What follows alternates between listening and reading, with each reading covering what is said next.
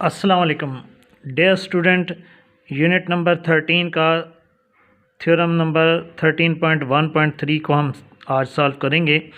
सबसे पहले हम इसकी स्टेटमेंट को अंडरस्टैंड करते हैं। The sum of the length of any two sides of the triangle is greater than the length of the third side. इस स्टेटमेंट में बताया ये जा रहा है कि अगर हम ट्राइंगल की दो साइड्स को सम कर लें, यानी हम ऐड कर लें, दो साइड्स की लेंथ को ऐड कर लें आप, तो वो हमेशा थर्ड साइड की लेंथ से ग्रेटर ही रिज़ल्ट निकलेगा हमारा। सपोज़ हमारे पास एक ट्राइंगल है ए बी सी। ये हमने ट्राइंगल सबसे पहले ये ड्रा करनी है, ए बी सी ट्राइंगल लेनी है हमने। इसमें हमने ये प्रूफ करना है कि अगर हम साइड ए बी और साइड ए सी, इन दो साइड्स को अगर हम सम अप कर लें, ए बी और ए सी को सम कर लें, तो इसकी जो मेजरमेंट निकलेगी दोनों का सम करने पर, वो साइड बी सी की लेंथ से ग्रेटर मेजरमेंट निकलेगी। या फिर हम ऐसे कह सकते हैं कि साइड ए बी और साइड बी सी को अगर हम ऐड कर लें, ये दो लेंथ साइड ट्राइंगल की ऐड कर ली जाएं, तो उसकी लेंथ ए सी से ग्रेटर रिज़ल्ट आएगा।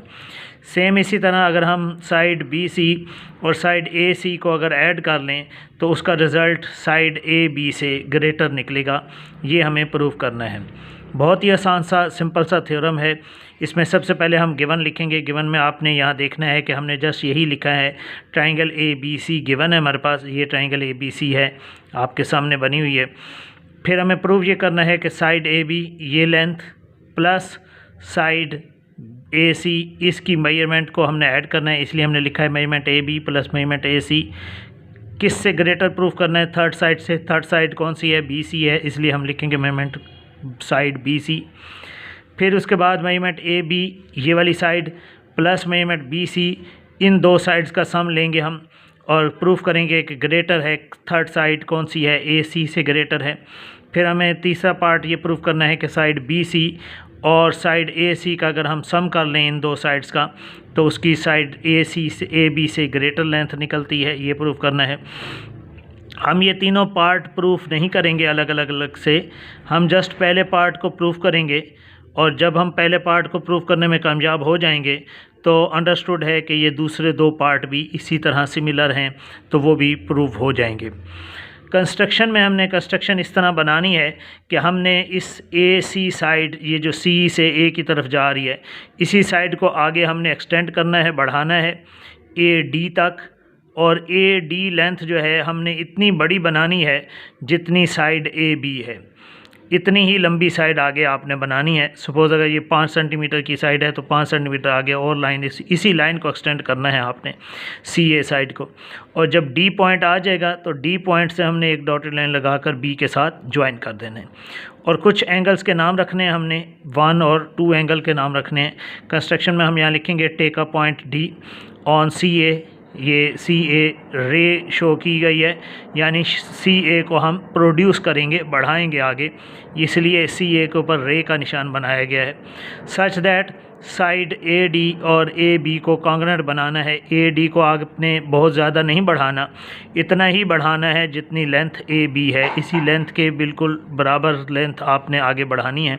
और join B to D, B को डी से ज्वाइन कर देना है। और name some angle, angle 1 and angle 2 as shown in the figure. सबसे पहले स्टेटमेंट और रीज़न हम लेंगे।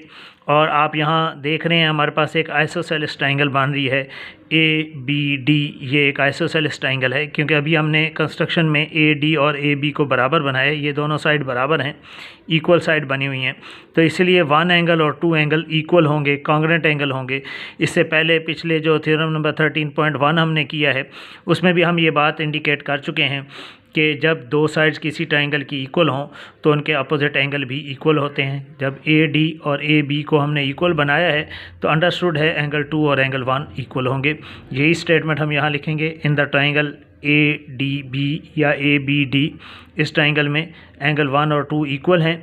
रीज़न क्या देंगे हम? क्योंकि साइड्स इक्वल हैं। आप यहाँ स्टेटमेंट भी लिख सकते हैं, side angle opposite to the congruent side भी लिखा जा सकता है, या जैसे इसने लिखा है कि ए डी और ए बी कॉन्ग्रेंट हैं, कंस्ट्रक्शन में हमने इनको कॉन्ग्रेंट बनाया है, इस वजह से 1 और 2 एंगल को हम इक्वल लिख रहे हैं। फिर अगेन हम थ्योरम नंबर 13.1 की तरह आपने यहाँ ये देखना है कि ये जो एंगल है DBC, ये एंगल, ये मुकम्मल एंगल, इसके दो पार्ट हैं। एक एंगल 1 इसका पार्ट है और एक पार्ट इसका ये एंगल है जिसको हम ABC कह सकते हैं। इस एंगल और इस एंगल को सम किया जाए तो एंगल DBC के बराबर बनता है। मैं पहले रीज़न को एक्सप्लेन करता हूँ, उसके बाद स्टेटमेंट को एक्सप्लेन करूँगा। हम यहाँ लिखेंगे कि एंगल DBC इक्वल है measurement angle 1 plus measurement angle ABC, इन दोनों का सम किया जाए तो इसके इक्वल बनता है। और अगर हम इसमें से ये वाला पार्ट निकाल दें, ABC निकाल दें, तो हम ये कह सकते हैं कि एंगल DBC ग्रेटर है मेजरमेंट एंगल 1 से। तो हम यहाँ लिखेंगे measurement angle DBC is greater then measurement angle 1। और जब ये 1 से ग्रेटर है, क्योंकि 1 और 2 इक्वल हैं, तो ये 2 से भी क्या होना चाहिए, ग्रेटर होना चाहिए। तो हम यहाँ लिखेंगे DBC is also greater than measurement angle 2। और फिर इसकी रीज़न हम देंगे फ्रॉम इक्वेशन नंबर 1 एंड 2 से हमने ये रिज़ल्ट लिया है। और अगर हम ये कह रहे हैं कि ये एंगल ग्रेटर है, ये छोटा एंगल है 2 एंगल, और ये जो एंगल है ये वाला एंगल बड़ा है, तो इसके मुताबिक अगर ये लाइन अभी आप फ़िलहाल बीच में से ये स्किप कर दें, आप पूरी ट्राइंगल को लें DBC, इस ट्राइंगल को अगर ऑब्ज़र्व करें, 2 एंगल छोटा एंगल है और ये जो B एंगल है ये बड़ा एंगल है। ये लाइन आपने बीच में नहीं लगानी, थोड़ी देर के लिए सोचना है कि ये लाइन नहीं है दरम्यान में। तो आप ये कह सकते हैं कि इस ट्राइंगल के मुताबिक 2 एंगल छोटा है, ये एंगल बड़ा है, तो छोटे एंगल के सामने वाली साइड छोटी होती है, बड़े एंगल के सामने वाली साइड बड़ी होती है। तो हमें ये कहना होगा कि ये जो CD साइड है, ये जो पूरी लेंथ है CD, ये ग्रेटर होगी इस छोटे एंगल के सामने वाली साइड का नाम है BC। तो हम यहाँ स्टेटमेंट में लिखेंगे in the triangle DBC measurement side CD is greater then measurement side BC। और ये हमने कहाँ से लिया है, इस एंगल की स्टेटमेंट को देखकर लिया है हमने, इक्वेशन नंबर 3 को देख कर लिया हमने कि जो एंगल बड़ा है उसके सामने वाली साइड भी बड़ी, जो एंगल छोटा है उसके सामने वाली साइड भी छोटी। तो यहाँ हमें लिखना होगा इसकी सामने रीज़न के बाय इक्वेशन नंबर 3। अभी आप देख रहे हैं कि ये जो CD साइड है, ये पूरी साइड, इसके दो पार्ट हैं। एक साइड का आधे हिस्से का नाम AC है और आधे हिस्से का नाम AD है।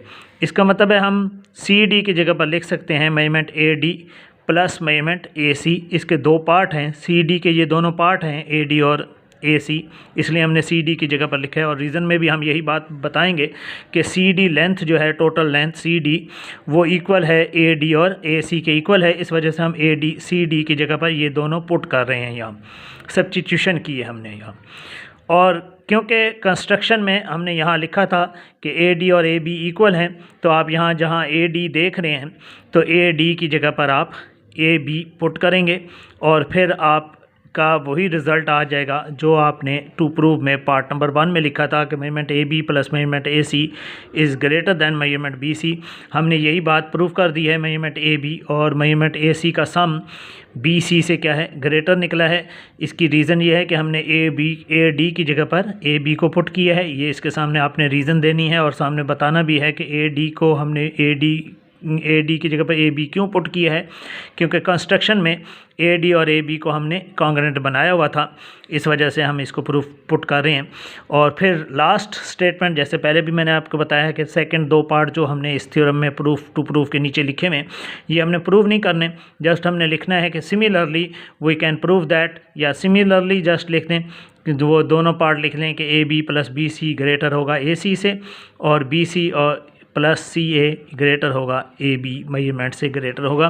तो ये हमारा थ्योरम प्रूव हो गया कि अगर कोई भी ट्राइंगल की दो साइड्स का सम कर लिया जाए तो थर्ड साइड से उसकी लेंथ हमेशा ग्रेटर ही निकलती है। शुक्रिया, अल्लाह हाफिज़।